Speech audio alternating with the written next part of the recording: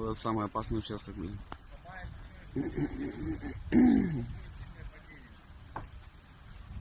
Падение где-то метра, наверное, 2, 1,5-2.